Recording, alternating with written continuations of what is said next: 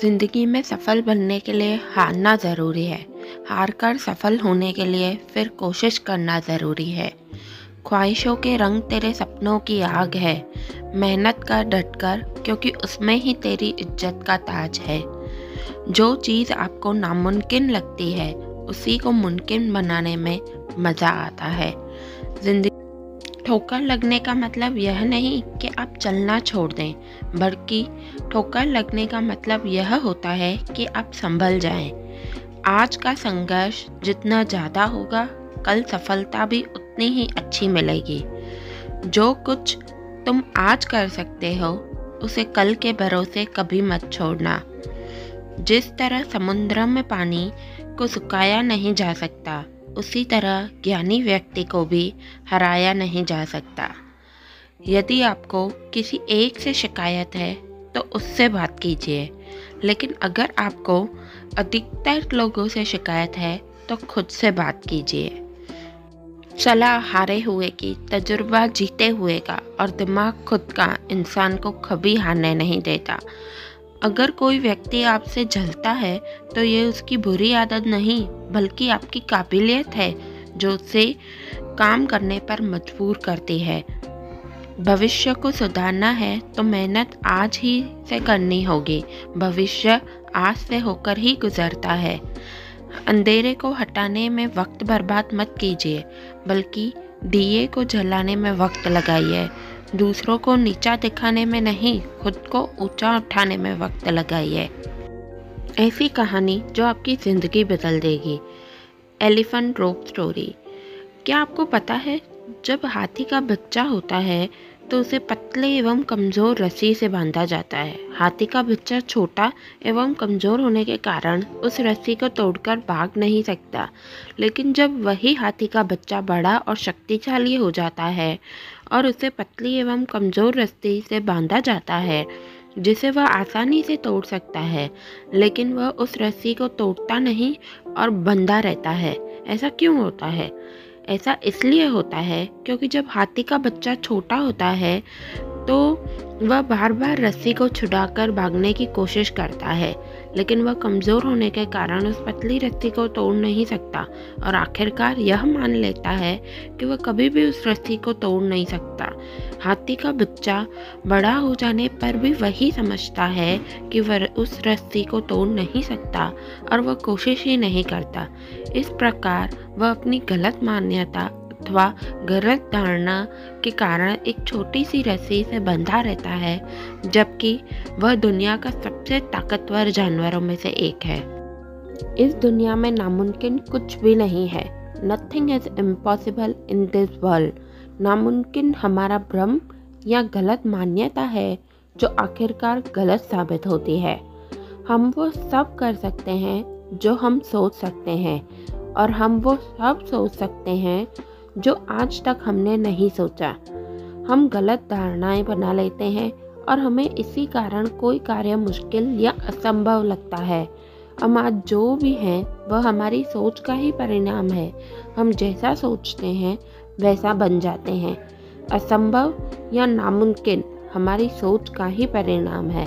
हमारे साथ वैसा ही होता है जैसा हम मानते हैं और विश्वास करते हैं। भौरा वैज्ञानिक नियमों के अनुसार उड़ नहीं सकता, लेकिन वह मानता है कि वह उड़ सकता है, इसलिए वह उड़ जाता है।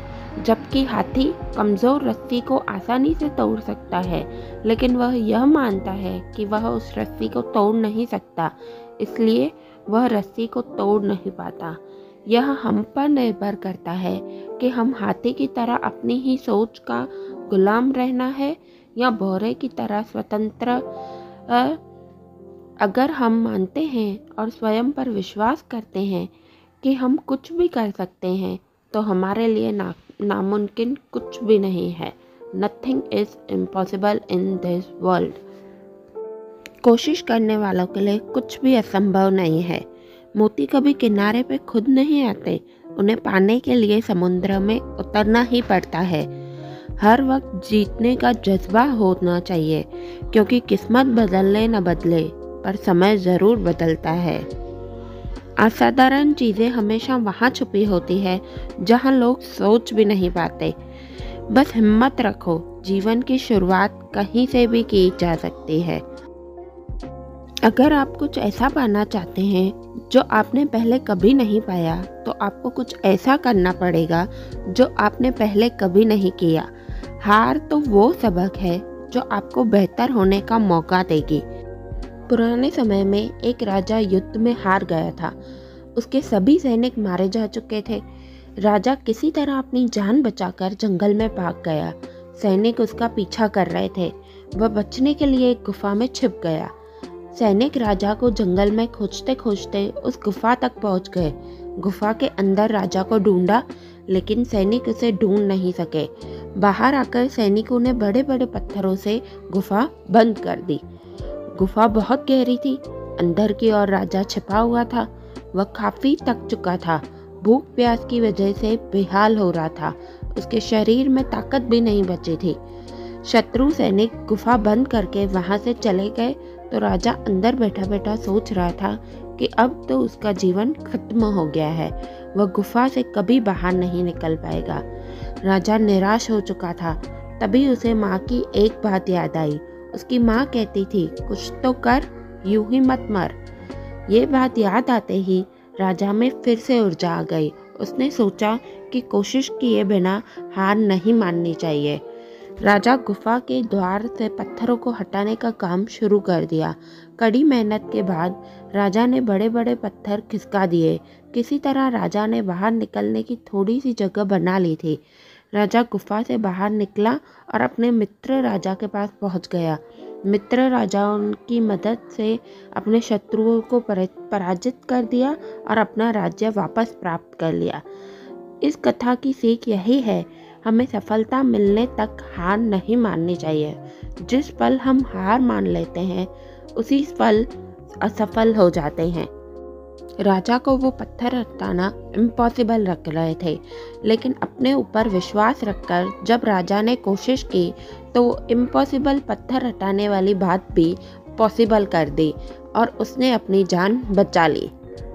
जैसे कछुए और खरगोश की दौड़ में कछुए का जीतना इम्पॉसिबल था, लेकिन कछुए ने हार नहीं मानी। वह धीरे धीरे दौड़ता रहा और आखिरकार वह खरगोश से पहले फिनिश लाइन पर पहुंच गया।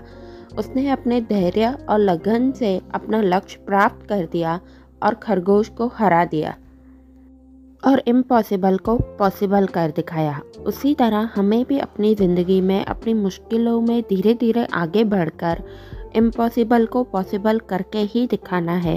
तभी हम अपनी ज़िंदगी में सफलता पा सकेंगे।